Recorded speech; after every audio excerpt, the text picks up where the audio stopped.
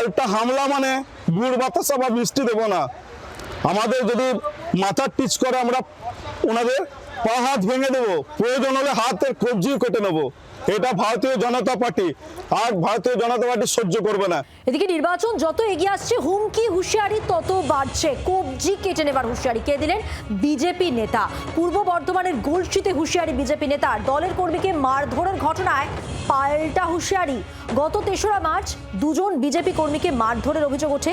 BJP কর্মীদের মারধরের অভিযোগ টিএমসির বিরুদ্ধে, অর্থাৎ তৃণমূলের বিরুদ্ধে। আর এখানেই হুমকি হুঁশিয়ারির রাজনীতি। পূর্ব বর্ধমানের গলসিতে হুঁশিয়ারি বিজেপি নেতার কবজি কেটে নেওয়ার।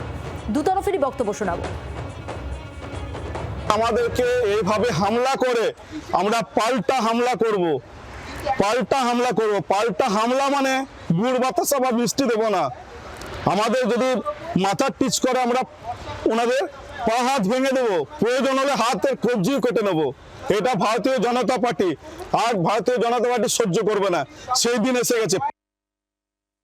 এরা একজন বাড়ির মহিলাকে উত্ত্যক্ত করতে যায় এবং তার সাথে অশালীন আচরণ করে। এর ফলে তার বাড়ির লোক মানে স্বাভাবিকভাবেই তার জন্য যে প্রতিরোধ করা দরকার সেটা করেছে এবং তার পরিপ্রেক্ষিতেই এই ঘটনা ঘটেছে। এর সাথে রাজনীতির কোনো রকম সংযোগই নেই। একটা সময় সিপিএম কংগ্রেসের তৃণমূলের লোকেদের কবজি কেটে দিত।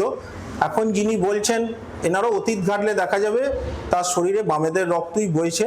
তাই আমরা বারবার বলি যাহাই বাম তাহাই রাম। বাংলার আওয়াজ, বাঙালির আবেগ, জি 24 ঘন্টা।